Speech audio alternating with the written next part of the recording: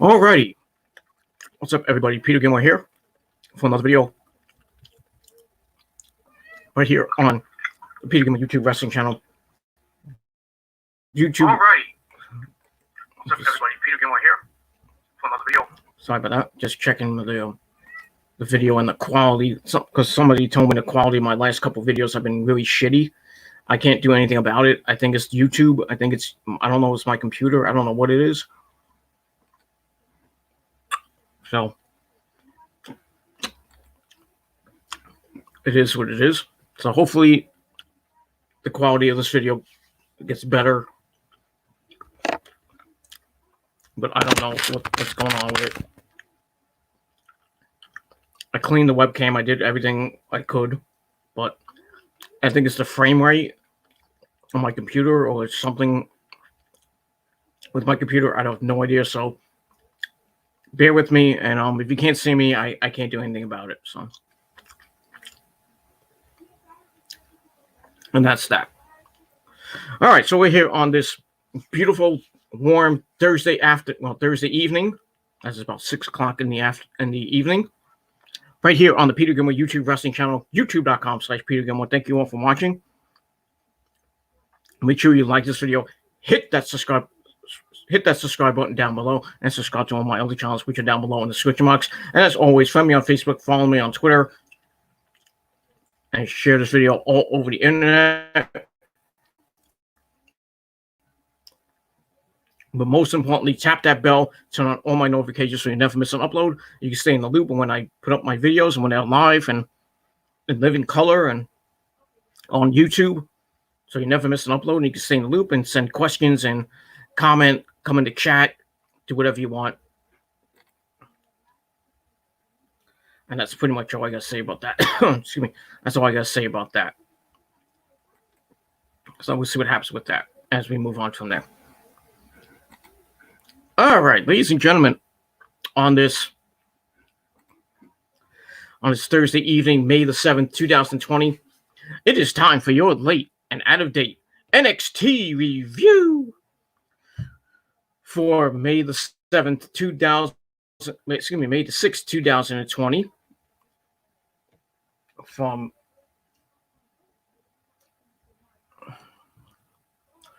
somewhere in America. Actually, from the Performance Center in Orlando, Florida. And it was an okay show. It wasn't anything great, but you knew that already from NXT.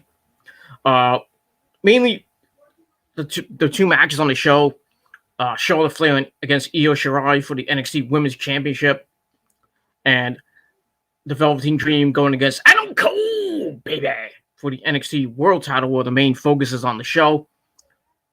So we got that. We had the debut of Karrion Kross. Such a fucking stupid name. We had that. We had his debut and Scarlett Bordeaux's debut as well. We had some more action in the Cruiserweight tournament. So that's pretty nice. And some other stuff going on NXT. Let's get into it. Let's not waste any more of your precious time that I already wasted. And if you're on YouTube, you'll catch me live on YouTube or Facebook or Twitter. Coming over to YouTube, come in the chat. We'll talk some NXT, talk some wrestling, and other stuff if you want. And that's all I got to say about that. So come in the chat, and we'll talk about that. And later on tonight, I'll do my Money in the Bank predictions on TGC 167. With my Money in the Bank predictions for this Sunday's event. And we'll talk about it, and that's that. All right, let's get into NXT. Let's not waste any more time. Like I said, NXT was a show highlighted by those two title matches and Killer Kross's debut with Scarlett Bordeaux. So we had that. So we start off the evening with our first match of the night. Johnny Gargano taking on Dominik Dijakovic. This came out when Dominic was basically talking shit about Johnny, basically saying he's heart and soul of NXT, blah blah blah, and he hates this new side, stuff like that. I didn't really get what he said last week, but this match came to a head. Johnny Gargano changed his theme music. Not great theme music, but it's a change for his new heel side. And the match was pretty solid. It wasn't anything to write home about. Nice 14-minute match. Could have went a little bit shorter, but it is what it is. So starts over with Gargano throwing some cheap shots, looking to stay away from Dominic, but Dominic cuts him off. Also some elbow strikes and a slam for a near fall. I think Johnny was faking a knee injury, and then starts attacking the knee of Dijakovic, grounding and pounding him a little bit. Dominic comes back with some strikes, cuts him off also with some stomps, and then Candice LeRae comes out, obviously, Johnny's wife. She causes a distraction as Gargano dumps him and falls with a suicide dive to the floor. As we go to break, we come back. Gargano is still in control, tries to remove the turnbuckle pad, but Dominic cuts him off with a choke bomb for a near fall. He goes up top. Gargano stops him, but Dijakovic flips out and hits a sunset flip bomb. Then he hits a super kick, and then some elbows in the corner. Gargano tries to get the turnbuckle pad off again, while Dijakovic tries to set up for Feast Your Eyes. Gargano counts into a Hurricane Rana that sends Dijakovic into the exposed turnbuckle. Ow. And then Johnny hits a slingshot DDT for the win. So Johnny trying to do his best Ric Flair impersonation, being the dirtiest player in the game.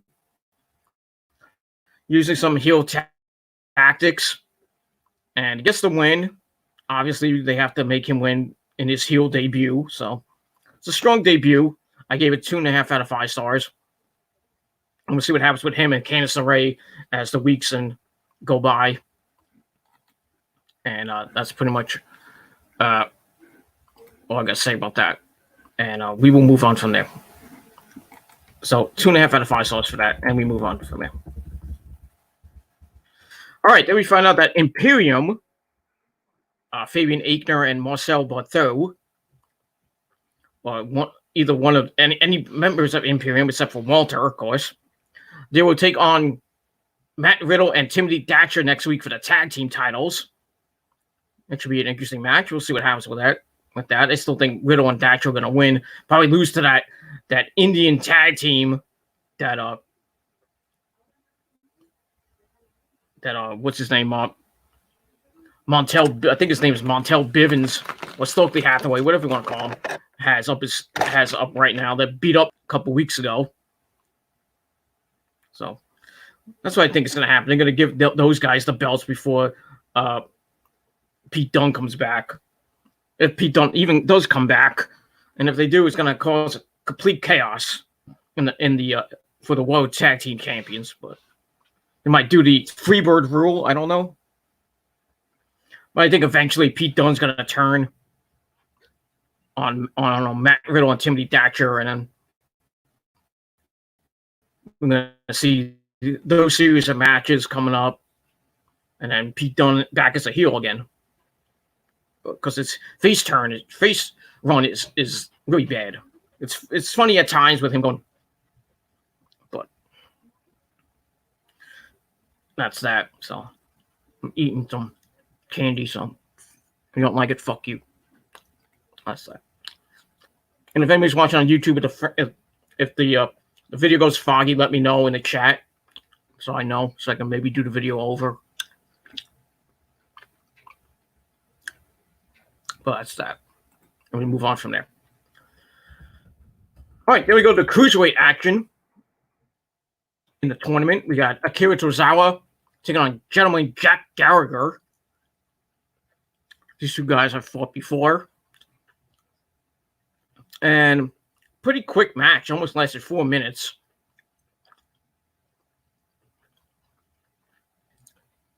And like I said, it was an ant match. It wasn't great.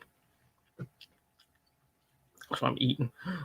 So it begins with Gallagher missing a dropkick at the bell. Tozawa with an octopus, but Gallagher escapes and hits that classic headbutt to the midsection. Then he catches Tozawa on a leapfrog attempt and hits a Samoan drop. Tozawa comes back with a Saito suplex. And heads up top, Gallagher goes to the floor. He stops a suicide dive attempt with a forearm, follows with a knee to the back, and then a surfboard, circa 1981. And then they go back and forth. Tozawa hits a Hurricane Rana, but Gallagher counters with a rear naked choke. And Tozawa goes to the floor to escape. Then they go to the apron, exchange some forearms. Tozawa hits some chops. And then he hits a sick DDT on the apron. Then he goes up top, finishes it up with that big high top rope senton splash. And he picks up the win to go, I believe, 2-0 or 2-1. No, I think it's 2-0. I'll check the standings later. So he picks up the win. And he sucks on Monday nights, getting his ass handed to him like he did to Bobby Lashley on Monday night. That gauntlet match. He got his ass handed to him. But when he's on NXT, he's like a freaking god. What is up with that with Akira Tozawa? I don't know. They just make him suck on Monday night. On Wednesday night, he's awesome. And he's up there on the top of the leaderboard with Kushida, El Hijo del Fantasma, and I believe Isaiah Swerve Scott. So they all got one win. Kiwi's got 2 wins right now. So he's on top of the leaderboard. So we'll see what happens with that as the Cruiserweight tournament continues on and should be finishing up pretty soon. And that's that. So match was I gave it 2 out of 5 stars. It was an okay match. Kind of short, but that was that. And that's all I got to say about that. And we're going to move on from there. Excuse me. All right, after that, we get our next match, Chelsea Green taking on Xia Li. Match sucked. A minute 10 suck fest. We had Robert Stone, Robbie E, at ringside because of the Robert Stone brand. Like I said, this match sucked. I mean, Lee was in control after Chelsea was beating her up for a while. And then Aaliyah comes out, continuing that storyline where Aaliyah sort of attacked her from behind and injured her when Aaliyah was in that tournament, not the tournament. I mean, when she was supposed to face Xia Li to see who goes on to that fatal 6-way ladder match at WrestleMania, and then we all found out it was she faced Io. So that continues that storyline. She comes out to distract her, which allowed Chelsea Green to hit a really bad unprettier. I think she should change her moveset because she is horrible. And you thought she was horrible in TNA? I think she needs to go back to school because she's gonna hurt somebody. Almost like Nia Jax hurt Kairi Sane. I'm still taking care of Kairi. Not like that, but you know what I mean. She's still resting up at home. Nia Jax needs to fucking get released. I'm sorry. And Chelsea Green, I think, needs to get released too. Go be with your little husband or your fiance, Zack Ryder. Woo, woo, woo. I know it's apple juice. Not piss. It's apple juice. So, got that. So, she hits a really shitty unprettier. I gave the match a dud. 0 out of 5 stars. I mean, it continues the Aaliyah Lee storyline, which sucks. I mean, they broke up Aaliyah and Vanessa Bourne, which I thought was going to be a pretty decent tag team. They broke them up.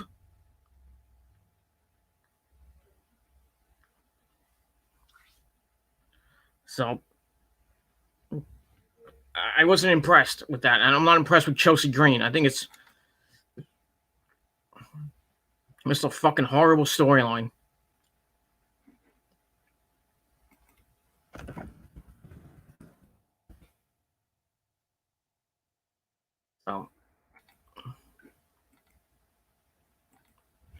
So yeah, that's all I got. That's all I really got to say about that. So, match gets a dud, and Chelsea Green could go fuck herself, and maybe it leads to maybe Aaliyah joining the Robert Stone brand. Not that I give two shits. So, 0 out of 5 stars, dud. Moving on. I don't give two shits. That's that. All right, after that, we get the Velveteen Dream. Patrick Clark. Little promo before his match with Adam Cole, baby, in an NXT World title.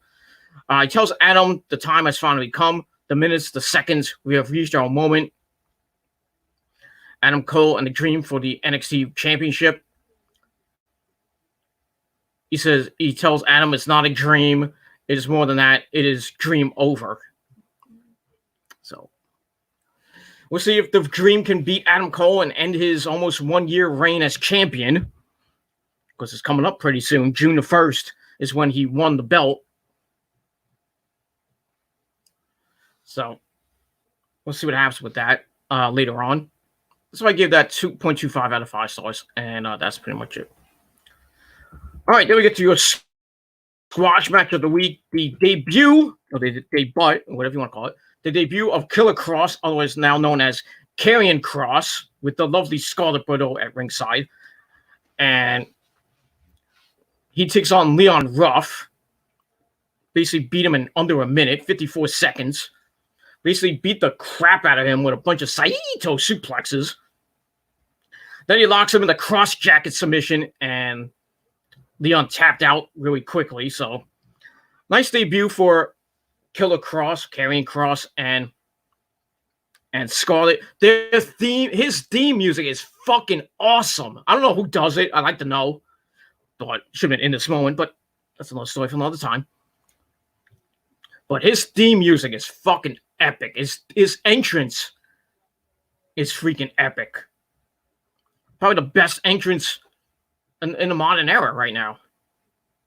That is an entrance with the strobes and the music pumping in, and the way Scarlett comes out looking all hot as always, and then her sliding under Killer Kross's legs. Just an awesome. That's something me and my manager would do. But I don't, I have my own entrance in XWF when it's awesome. And my theme music is awesome too. So, and it's not what you think it is, but it's not in this moment. It's Steel Panther. But that's that. And fuck everybody, and everybody can suck my dick. And that's all I gotta say about that. So, so that's that. So he wins the match. Match I gave 1.5 out of 5 stars. Great debut for Karrion Kross, and we'll see what happens with him as we move on in time. And I think he's just going to destroy a bunch of these enhancement talents until he probably gets a world title shot. I mean, probably will get the world title at some point. But I think he might be the guy to beat Adam Cole, baby, or whoever holds the title by then. It could be the Velveteen Dream. Who knows? So the theme music, the entrance was just epic, and I like to see what Triple H, how he's going to mold this guy into his own creation. I like to see what's going to happen with this. Let me just move this over. And I really am intrigued and interested to see what Karrion Kross and Scarlett Bordeaux are going to bring. And that's that. We'll see what Triple H has up his sleeve. And that's that. All right, after that, we get Matt Riddle accepting Imperium's challenge for next week for the tag team belts. So we got that. So that's next week on the show. All right, and after that, we get to the first of our title matches. We had for the NXT Women's title, we had Charlotte Flair, taking on my third wife, Io Shirai, the hot-looking Io Shirai. Lovely Io Shirai. Yummy, yummy, yummy in my tummy and on my dick. That's all I was got to say about that. Match was okay. The finish kind of sucked, but it is what it is. They lock up. Charlotte controls early with her power game, and then Io comes back with a drop kick. Charlotte cuts that off, hits a knee strike, follows with some chops. And they go back and forth. Charlotte takes control again as we go to break. Come back. Charlotte misses a splash in the corner. Io follows with some kicks and a springboard drop kick. But then Charlotte cut her off. And they go back and forth again. Io comes back with a Hurricane Rana. Follows with some strikes until Charlotte cuts her off again with a backbreaker. So it's very back and forth most of the match. Charlotte goes up top looking for the moonsault, but missed it. Io then hits the 619. And then a running double knee strike in the corner for a near fall. She goes up top, looking to end it all with her patented moonsault. But Charlotte got the knees up. Charlotte with a running another moonsault and missed it. Charlotte hits Io with the kendo stick. Because she knows she can't beat Io, so that caused a disqualification. So, I get the match 2.25 out of 5 stars. Just Charlotte being Charlotte can't beat Io because she knows Io would have beat her for the NXT Women's title. So, I mean, they make Io strong. I mean, she hasn't lost, I think, since Evolution. I could be wrong on that, but you know, I really think they should have went with Io to beat her and end Charlotte's reign as champion. But I could see where they might go with this, but it is what it is. So we get that. Afterwards, Charlotte attacks Io's knee until Rhea Ripley, who wasn't in Australia this time, makes the save. And runs off before arguing with Io. And then we get that. And then after that, we get Rhea in the back saying she's sick and tired of Charlotte and her bow down crap. She says WrestleMania was one night and she would like to see her do it again. And then there was a segment with her and Io fight in the back and they had to be separated. So it looks like they're going to go with maybe a triple threat match coming up. Maybe on TV or whenever the next TakeOver show is for the NXT Women's title. Charlotte taking on Rhea Ripley and Io Shirai. I think they're going to give it back to Rhea and really should be Io, but I mean, as long as you get it off that bimbo Charlotte, I'll be happy.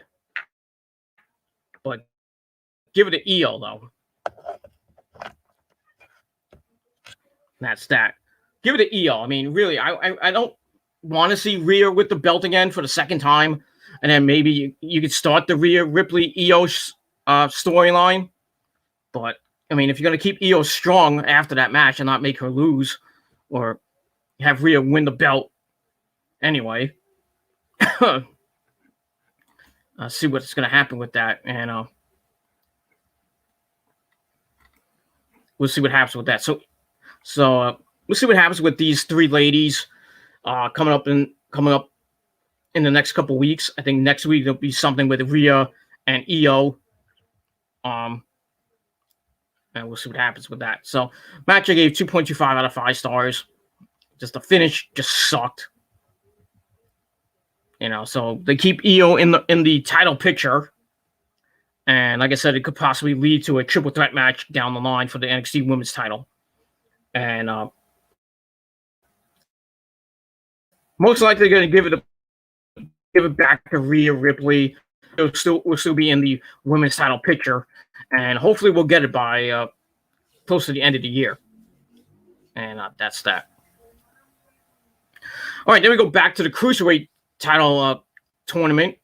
Where you have Kushida, who is undefeated in the tournament, taking on Jake Atlas, who is also undefeated. This was a pretty...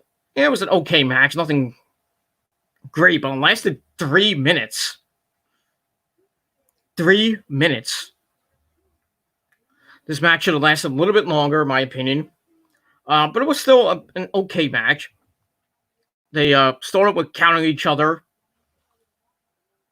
back and forth. That was pretty nice. Kushida then sends Atlas to the floor, hits a senton on the floor. They go back in, they go back and forth. Kushida with a hip toss on a cartwheel drop kick. He follows with a shote palm strike in the corner. Atlas comes back, hits a German suplex and a drop kick, and gets a near fall out of that. Kushida comes back, kicks to the shoulder, but Atlas hits a back handspring into a neck breaker. By Kushida into a flying armbar. And Atlas taps out to the hoverboard lock. So Kushida goes 2-0. And he's on top of the division with Akira Tozawa. So we'll see what happens with that. I still think Kushida's going to win the tournament. But we'll see what happens with that. And become the Cruiserweight champion. And a lot of people saying, what is Kushida's gimmick? I mean, he just comes out like Marty McFly, the Japanese version of Marty McFly. Doesn't really have a gimmick. It isn't really going anywhere. But I still think he's going to become, his stuff in Japan is great. Multiple time junior heavyweight champion. He was a tag champ with Alex Shelley and the Time Splitters for a while. Then he teamed with Sabin for a little bit. But that was that. And I don't know. The sky's the limit for Kushida. We'll see what happens with that. I still think he's going to win the Cruiserweight title. But who knows at this point where the Cruiserweight title is going to go. And that's how this tournament's going to end up. But we'll see what happens with that. And we're going to move on from there. All right, so the match should have lasted a little bit longer, but still was decent. So it's kind of your filler match of the week. And that's that. So I gave it 2.25 out of 5 stars. So that's that. All right, after that, we get Finn Balor. After coming back after his attack from last week, we still don't know who it might be. He says that he knows people come after the top dog to get a push. So he kind of said push. And whoever attacked him won't get a push. They'll get squashed. Kind of using those two words in a promo. You never hear that in a promo from a guy. So he's kind of using some terminology. So basically, he's telling the person that attacked him he's going to get squashed. And then they're not going to receive a push. But we'll see what happens with that. And he's still on the lookout for his attacker, who I'm hearing might be Dexter Lumis. Or it could be somebody else. I don't know. It could be somebody completely different. It could be Killer Cross. Who knows?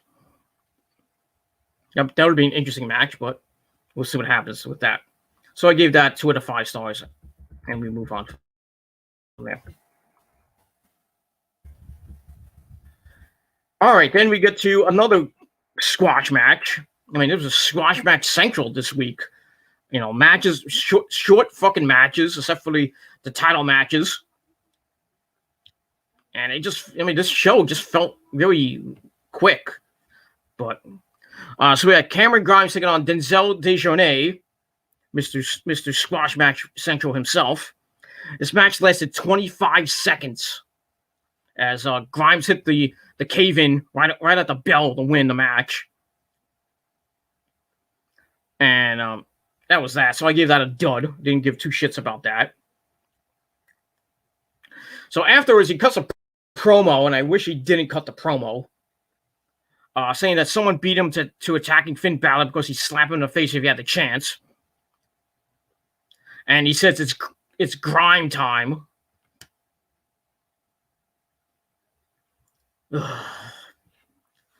And then after that, Finn Balor comes out. And he says, "Oh yeah, you want to slap me in the face? I'd like to see you try to slap me in the face." But Cameron's like, I was just joking. And then he kind of knows that Finn was behind him. So he takes a swing. Finn ducks it, hits a double stomp, and then a sling blade, and lays him out. And we're going to have a match next week between them. which I think that Finn Balor is going to win, unless the attacker comes out and attacks Finn Balor. But we'll see what happens with that. So sets up the match, which is okay. At least we get some storyline behind the match, and that's that.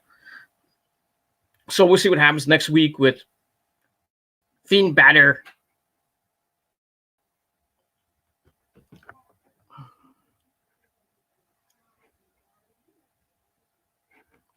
We get Finn Balor and Cameron Grimes. Should be an okay match, but we'll see what happens with that. And we'll move on from there. And that's that. All right. I think I missed something. Like I didn't. All right. After that, we get to the main event for the NXT World Heavyweight title. We had Adam Cole, baby, taking on the Velveteen Dream, Patrick Clark.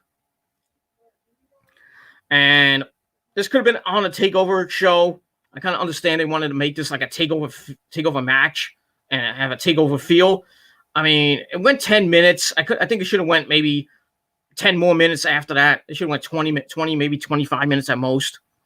But still, not a bad match per se. And started off pretty good. And then, near the end, you kind of saw what was going to come. And that we get that. So they work the ropes as the Dream takes control of some strikes. They go to the floor. He sends Cole into the ring steps. And they go back and Cole hits a super kick until Dream counts the last shot into a spine buster for a near fall. And then he hits some strikes. Cole goes to the apron. Dream stuns him off the ropes. Cole cuts him off, but Dream counts into the Dream DDT for a near fall as we go to break. Come back. Dream is still in control, delivering strikes until Cole cuts him up with a super kick to the knee.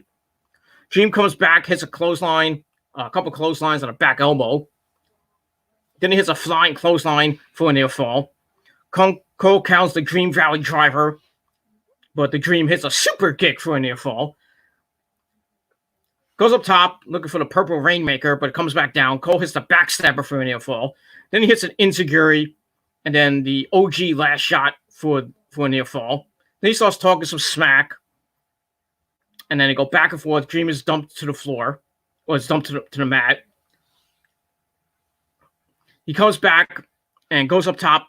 Comes off the top rope and eats a super kick by Adam Cole for a near fall. And then out of nowhere, we had the Undisputed Era come out. Bobby Fish and Roddy coming out. And then out of nowhere, Dexter Lumis comes out from underneath the ring, slithering. I mean, the way he came out looked pretty fucking cool. He attacks Bobby Fish and Roddy. Then we get the old-fashioned ref bump. You know where this is going. Dream goes up top, hits the Purple Rainmaker, has Adam Cole beat for the world title, but there's no ref. So the Dream decides to take out the Undisputed Era. And after he does that, Adam Cole comes from behind, hits the last shot, and finishes it off to retain the title.